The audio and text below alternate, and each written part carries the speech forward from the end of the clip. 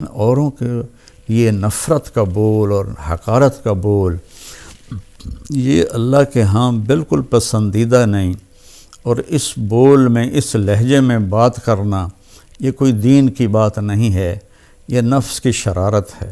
آپ اپنے اختلاف کو ظاہر کریں، میٹھا بول بولیں، اگلے کو عزت دیتے ہوئے اختلاف رائے کریں، نہ کہ نفرت و حقارت کے شعلے برساتی ہوئی زبان ہو اور اگلوں کا دل چیر کے رکھ دے۔ جو ہی رمضان آتا ہے تو تراویح پہ مناظرے شروع ہو جاتے ہیں۔ میں ایسے ہی یوٹیوب دیکھ رہا تھا تو وہ ایک سامنے آیا، 20 تراویح پڑھنے والوں کو چیلنج۔ او بھائی اللہ کے واسطے یہ چیلنج اپنے پاس رکھو۔ حضرت عمر رضی اللہ تعالیٰ عنہ نے 8 تراویح کا بھی حکم دیا ہے، صحیح حدیث ہے، اور آپ نے 20 تراویح کا 3 وتر کے ساتھ حکم دیا ہے، صحیح حدیث ہے۔ کوئی اس پہ عمل کر لیتا ہے، کوئی اس پہ عمل کر لیتا ہے، دونوں ٹھیک ہیں۔ باقی یہ نوافل ہیں، کوئی 20 پڑھو 40 پڑھو، اہل مدینہ 40 پڑھتے تھے۔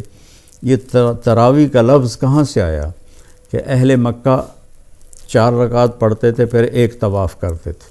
ترویح کہتے ہیں تھوڑی دیر کے آرام کو، پھر 4 رکعت پڑھ کے اور ایک طواف کرتے تھے، تو اس طرح ان کو تھوڑا آرام بھی ہو جاتا تھا، پھر آگے شروع ہو جاتے تھے۔ مدینے والوں کو پتہ چلا کہ مکے والے تو ہر 4 تراویح کے بعد طواف کرتے ہیں، تو ہم کیا کریں؟ انہوں نے 40 رکعت پڑھنی شروع کر دی۔ تو اس پہ لوگوں کو تشویش میں نہ ڈالیں، جو 20 پڑھ رہا ہے وہ بھی ٹھیک کر رہا ہے، جو 8 پڑھ رہا ہے وہ بھی ٹھیک کر رہا ہے، کوئی 40 پڑھ رہا ہے وہ بھی ٹھیک کر رہا ہے۔ یہ قیام اللیل ہے، اللہ تعالیٰ کے نبی نے 3 دن صرف کیا، اس کے بعد نہیں کیا، اور ہم تو سب پورا مہینہ کرتے ہیں۔ اس کو حضرت عمر رضی اللہ تعالیٰ عنہ نے جاری فرمایا، اور دونوں صحیح روایات ہیں، 8 کی بھی 3 رکعت 11، اور 20 کی بھی اور 3 رکعت وتر۔ تو بھائیو، اکثر میں تو سنتا ہی نہیں ہوں، میرے سر میں درد رہتا ہے، لیکن کبھی کبھار کان میں پڑ جاتی ہے بات، تو اتنا شدید لہجہ ہوتا ہے اور اتنا حقارت آمیز لہجہ ہوتا ہے اور اتنا نفرت سے بھرا ہوا ہوتا ہے، خاص طور پر مذہبی معاملات میں اور اختلافی مسائل میں۔ اس قدر وہ آتش فشاں پہاڑ بن جاتے ہیں کہ ان کے منہ سے آگ نکلتی ہے۔ قرآن ماشاءاللہ پوری امت سنتی ہے، اور صدیوں سے امت جمع ہے 20 تراویح پر۔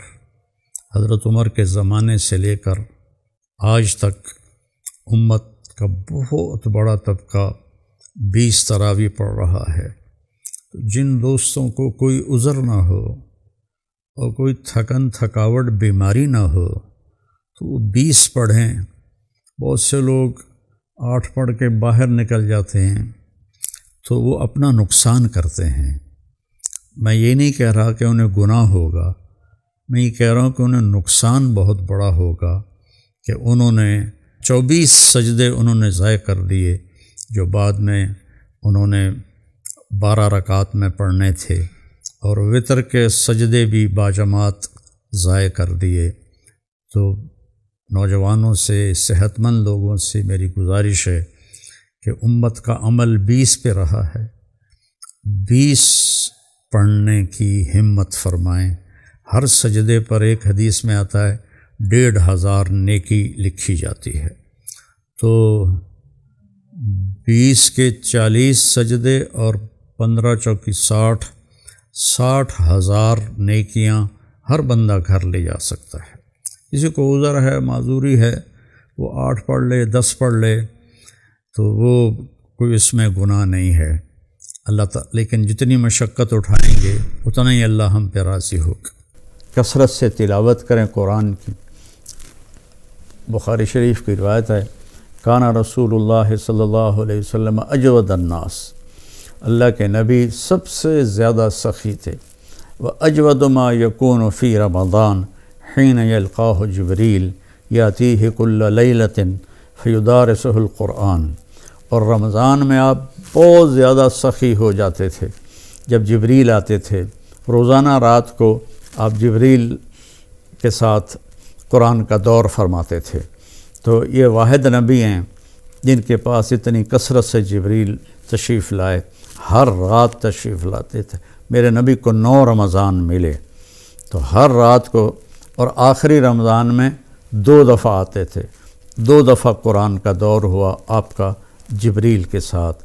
اور فرمایا ولا رسول اللہ صلی اللہ علیہ وسلم اجود بالخیر من رمضان من الریح المرسلہ، کہ اللہ کے نبی رمضان میں جبریل کے ملنے پر تیز ہوا سے بھی زیادہ آپ کی سخاوت ہوتی تھی۔